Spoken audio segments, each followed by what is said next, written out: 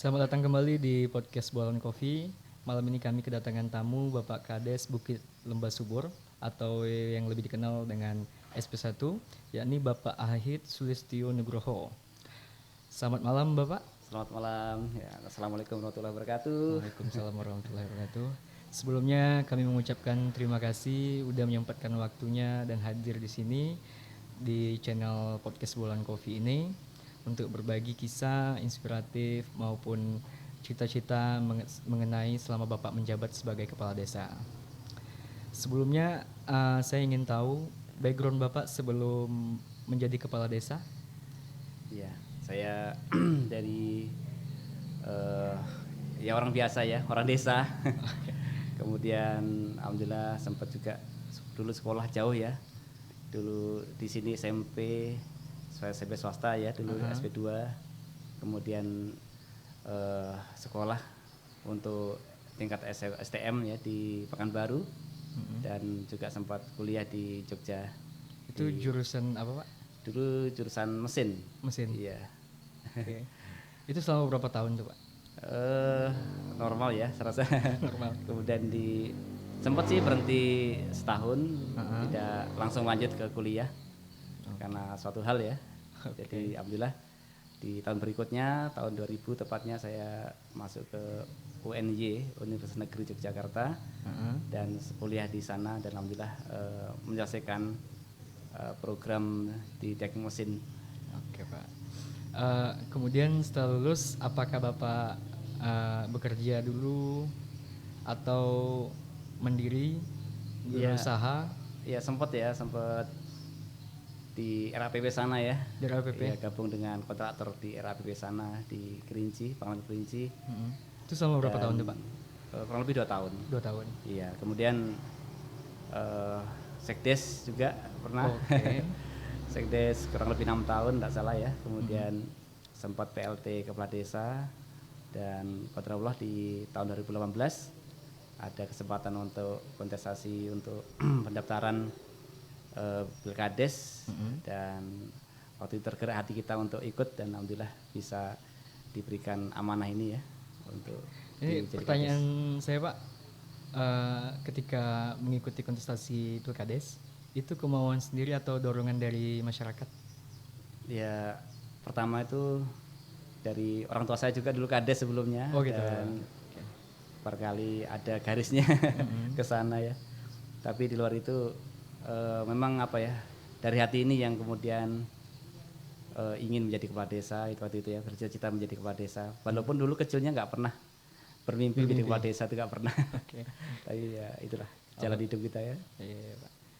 Jadi setelah Bapak menjadi Pilkades tuh Pak, ada visi atau misi yang Bapak usung sebelum Bapak terpilih? Iya, jadi kami mengangkat tema BLS bisa ya, jadi Bukit Lembah Subur bisa, yaitu B-nya itu berdikari, kemudian inovatif, sejahtera dan aman.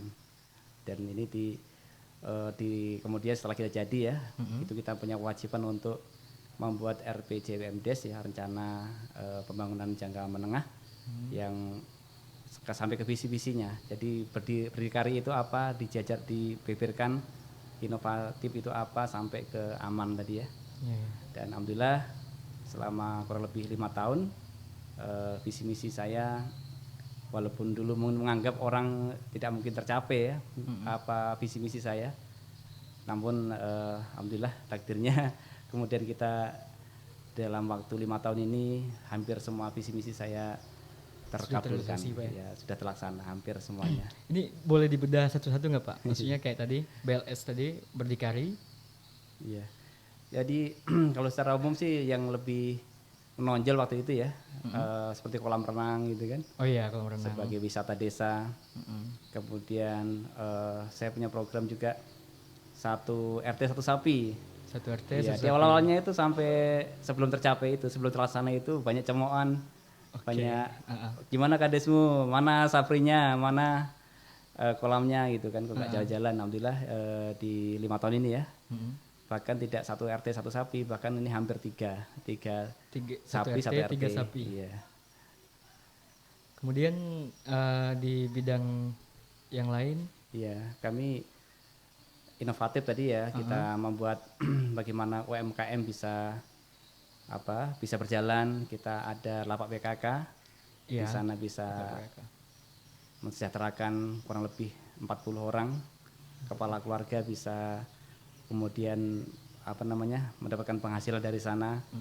Kemudian kita juga ada angkringan. Iya, angkringan. Mungkin abangnya pernah sana ya. Pernah, sering tuh Pak. Sering ke sana. Di sana ruang publik kreatif yang mungkin lebih dikenal dengan angkringan. Kemudian alhamdulillah sekarang ada inovasi terbaru yaitu kolam renang. Itu kolam renangnya udah mulai buka atau gimana? Sudah, alhamdulillah sudah sebulan lebih ya, baru sebulan lebih. Ah. Dan antusias masyarakat sekitar Kerumutan ini cukup bagus. Dan alhamdulillah sampai saat sekarang masih berjalan dengan baik. Alhamdulillah Pak ya. Kemudian Pak, ini sekarang masih jabatan kepala desa itu berapa tahun tuh Pak? Mas 6 atau? Sebenarnya untuk 6 tahun sebetulnya awalnya ya, Iya. saya ikut Kades ini 6 tahun. Kemudian ini ada undang-undang baru. Katanya tambah 2 tahun lagi nih. Oh gitu. Iya, jadi program masih bisa kita tambah lagi selama 2 tahun. Kira-kira Pak apa yang mau ditambah lagi programnya Pak? Sebenarnya kalau secara visi misi hampir habis ya, tapi secara pembangunan masih banyak lagi. Salah satunya mungkin jalan masih belum semua tersemenisasi. Ini program-program untuk kedepannya, dan beberapa hal ya sedang proses ini, bagaimana tanah-tanah restan ini bisa untuk sertifikatkan dengan program dari pemerintah ya, semacam pembuatan sertifikat Gratis. dari program pemerintah ya.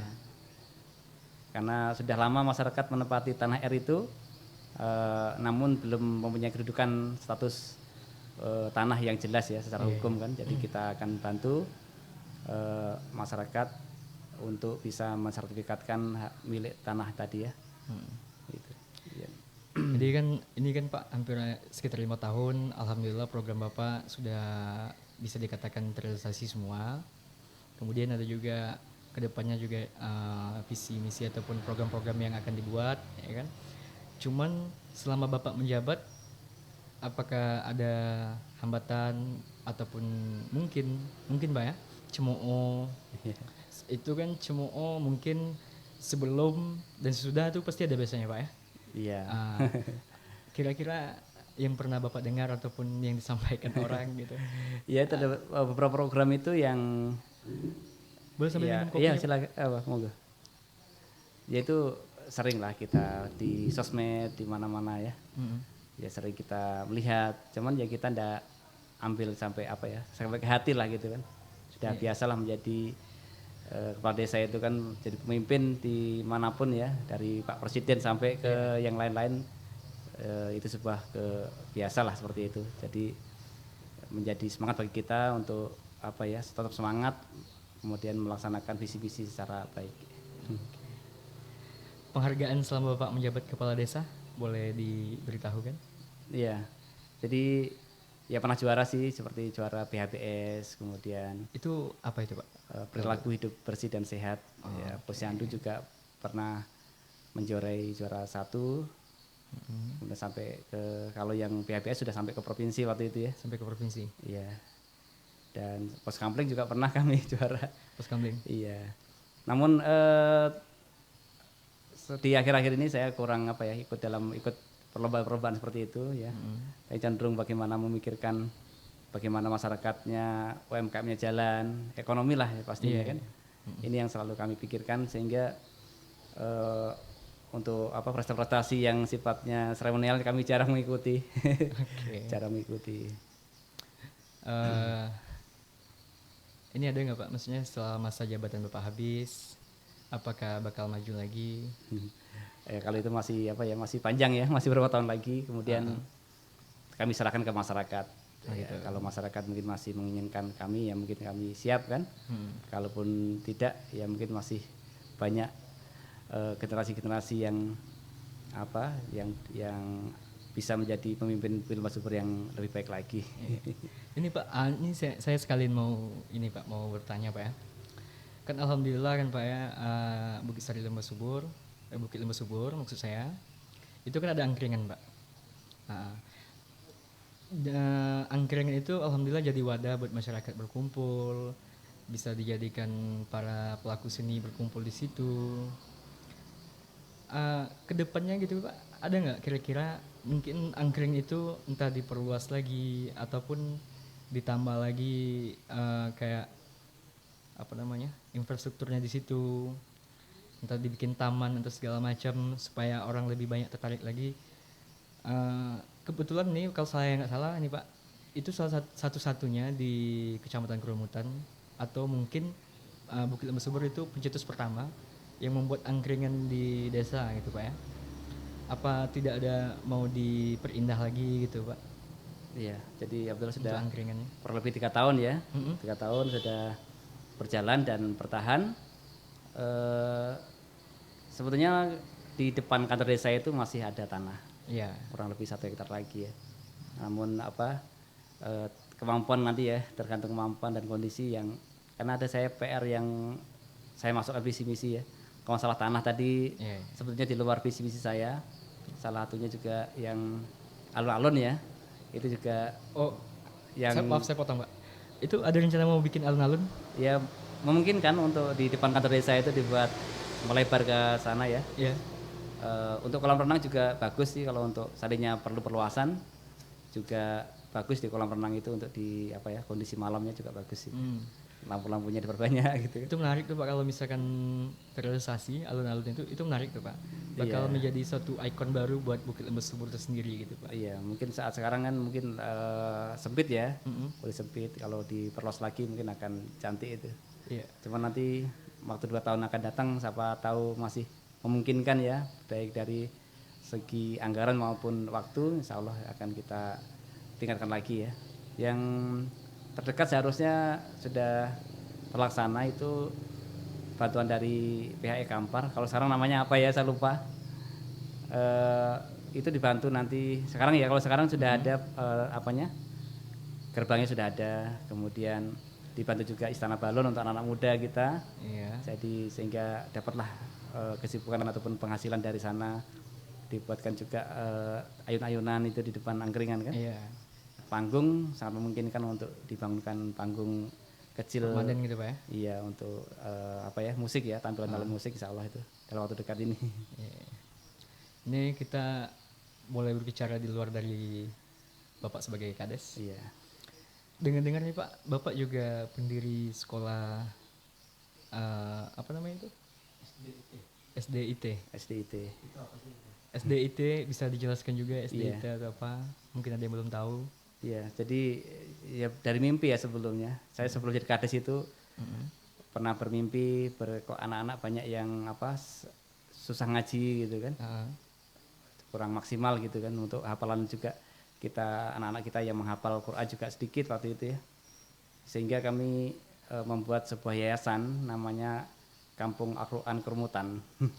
Jadi ini yayasan ini yang akan menaungi nanti berdirinya SDIT, juga ada RA itu setingkat TK. Oke. Sudah ada juga kami di yayasan kami. Itu untuk salah satu ciri khasnya itu ada hafalan Qurannya di sana. Oh gitu. Jadi SDIT itu mempunyai target 2 juz. Mungkin anak-anak yang lulus dari SDIT itu bisa kemampuan selain akademis, juga agama, salah satunya adalah hafal Quran 2 juz lulusnya. Harapannya itu ya. Oke. Itu didirikan pada tahun berapa Pak? Sekarang sudah 7 tahun umurnya, tak salah SDIT 7 tahun. ini ya. Berarti lulusnya udah lumayan banyak Pak ya? Alhamdulillah sudah 2 kali lulus ini.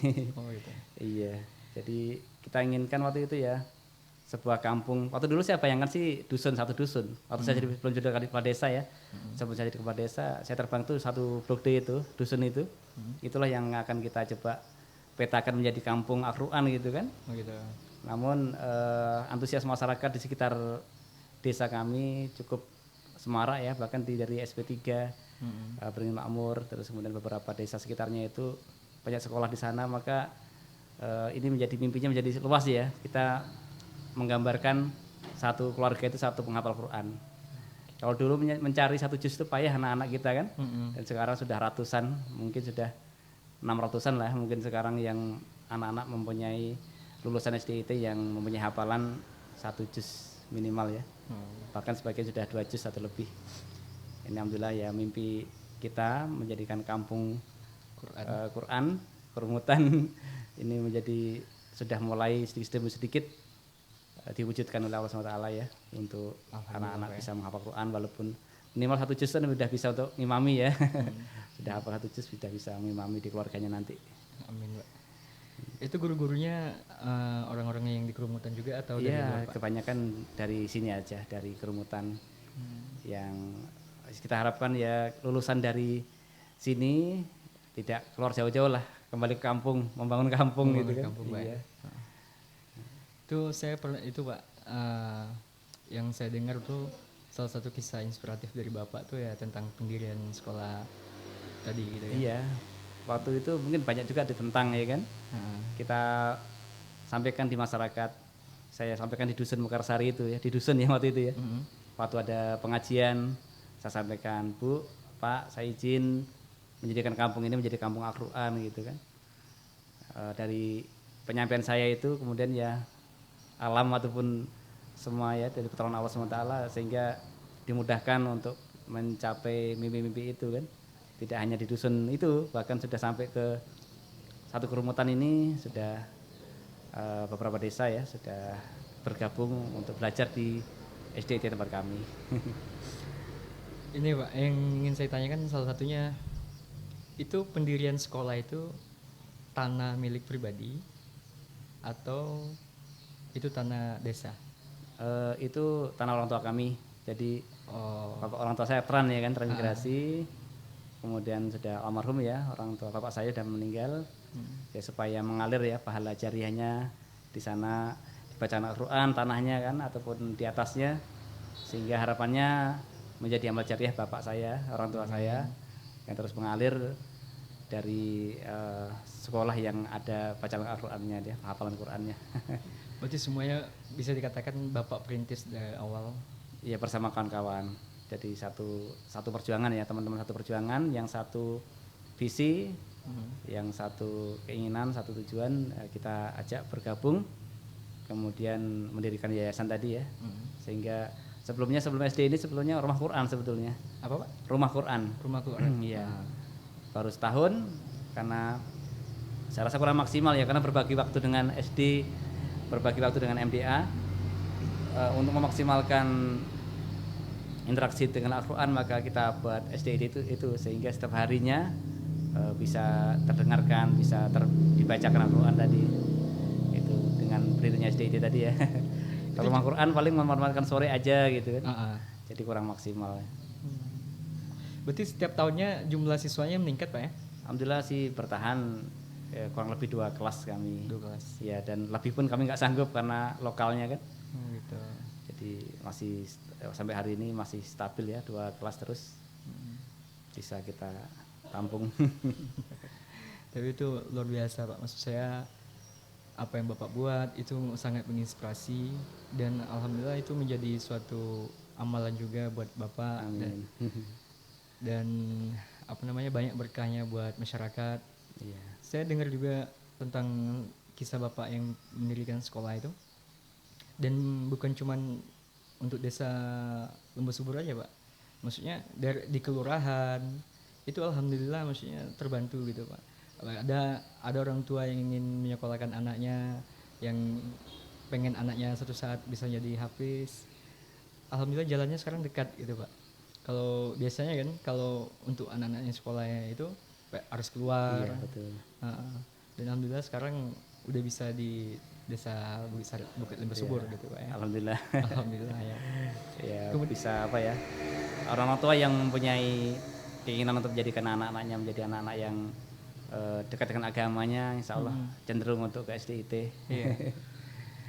Kemudian Pak, apa target-target Bapak ke depannya lagi? Entah itu mengenai sekolah tadi atau Bapak yang sebagai kepala desa. Ya, harapannya sih di desa ya dulu untuk tujuan utamanya adalah masyarakat sejahtera. Jadi kami di Pundak ini dibebankan bagaimana mensejahterakan masyarakat ya. Dari pemerintah pusat sudah ada BLT barangkali untuk membantu masyarakat yang kurang mampu, ada ketahanan pangan ya program-program sekarang. Iya.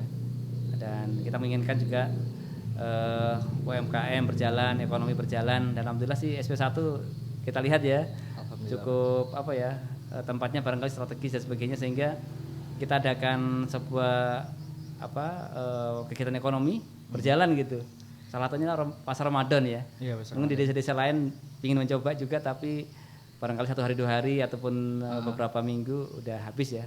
Kita sudah bertahun-tahun alhamdulillah. Yang konsisten tuh sampai saat ini ya, Pak? Iya. Ya, Bukit Lembah Subur itu. Iya, salah satunya lapak PKK juga sampai sudah 5 tahun ini masih berjalan, dan harapan juga kolam renang bisa menjadi aset desa, karena hasil daripada kolam renang ini nanti akan menjadi penghasilan asli desa.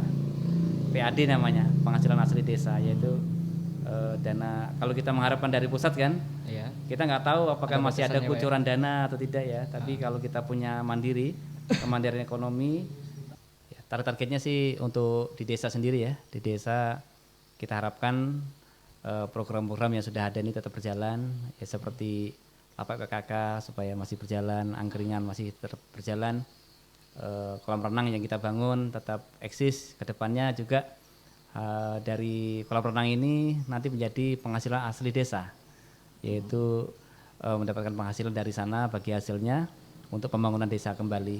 Ini yang kita harapkan kedepannya, sehingga desa menjadi mandiri ya. Kalau kita mengharapkan dari DD-ADD, kita tidak tahu kedepannya bagaimana, apakah dihapuskan. Nah, kalau kita tiba-tiba berhenti, DD-ADD kita tidak punya penghasilan, kita tidak bisa membangun. Makanya kita dari jauh-jauh hari kita sudah mempersiapkan untuk mandiri, membuat usaha-usaha desa, sehingga kedepannya bisa membangun dari usaha-usaha desa tersebut. Kemudian untuk di yayasan kami, ya kami berharap bisa berkembang juga. Kami yang belum punya itu tingkat SMP dan SMA-nya belum ya. Jadi minta doanya. Jadi itu termasuk rencana Bapak ke depannya, Pak?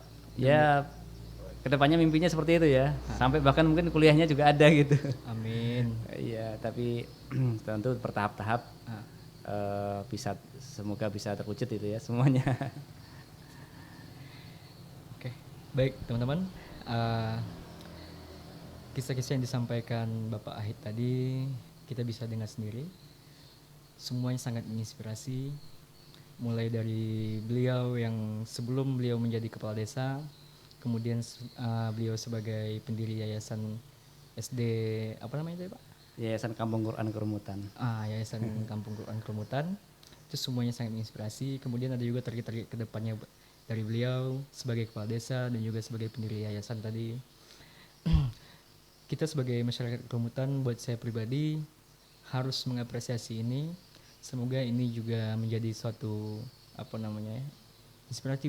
inspirasi buat desa-desa lain atau juga buat kelurahan yang ada di Kecamatan Kerumutan khususnya Pak ya.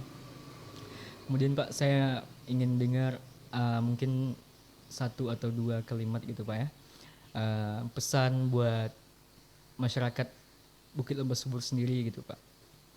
Apa mungkin pesannya yang ingin Bapak sampaikan, ataupun juga ada hal-hal yang ingin Bapak tambahkan dari tadi tentang penguatan ekonomi dan segala macam.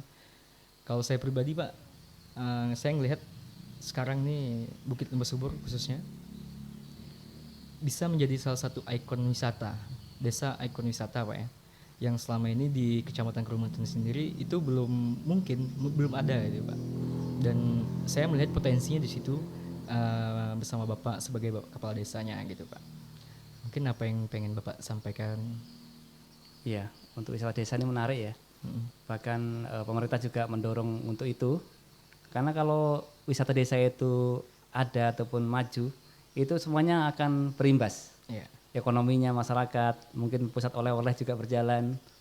Dari banyak kanan kirinya itu mendapatkan sisi positifnya. Kalau kita aktif ataupun wisata desanya itu maju, nanti ekonominya juga akan maju juga. Itu yang harapan pemerintah, dibuat sebuah desa-desa wisata, walaupun kami alamnya barangkali tidak mendukung, namun tidak ada yang tidak bisa barangkali ya, kalau kita punya kemauan kita bisa mewujudkan itu, dan sehingga nanti oleh-olehnya berjalan, UMKM berjalan, kemudian parkir yang kemudian pemuda-pemudanya juga bisa bekerja di wisata desa itu efeknya sangat luar biasa. Jadi kedepannya bakal memanfaatkan kolaborasi antara pemuda, pelaku seni, pelaku budaya juga Pak ya? Iya, dan kami sebetulnya sudah punya master plan ya, walaupun baru secara gambaran kasar itu dibantu oleh UNRI waktu itu ya. Itu kita sudah punya master plan, itu kolam renang itu sebetulnya 2,5 hektar. Oh gitu. Programnya ada tamannya, di situ ada flying fox-nya, ada area untuk kemah, gambarnya itu ya, di master plan-nya itu. Kita selama ini kan kemah sampai ke Kampar sana ya, ke Gema ya. Kita bisa kok buat tempat untuk itu kan. Itu sampai ke sana lah gambarannya itu, tapi kayaknya butuh dana dari pusat ini. Semoga terrealisasi Pak. Iya. Kami Siapa tahu ada ya DPR RI yang dengar postingan kita ini. Amin. Kemudian bisa atau investor Pak ya? Ya menjadi bisa dibantu dari kementerian. Kita harapkan itu. Kalau dari dana desa saat sekarang berat ya untuk membangun wisata itu. Jadi memang kita mengharapkan dari kementerian, dari DPR RI yang bisa untuk membantu kita untuk pembangunan wisata ini ya, wisata di Desa Purwa Subur. Mungkin Pak itu pembahasan kita kali ini, dan juga berhubung kita keterbatasan durasi nih Pak, peralatan kita juga kurang. Semoga bisa mantap lagi nih. Mungkin itu saja pembahasan kita pada podcast kali ini. Kita ambil baiknya bagaimana tadi seperti yang sudah saya sampaikan, banyak kisah-kisah inspiratif dari beliau yang bisa kita contoh dan bisa kita terapkan dalam kehidupan kita bermasyarakat. Dan yang terakhir saya ingin mengucapkan terima kasih buat Bapak Ahid yang sudah berkenan hadir di sini. Sekian, wassalamualaikum warahmatullahi wabarakatuh. Waalaikumsalam warahmatullahi wabarakatuh.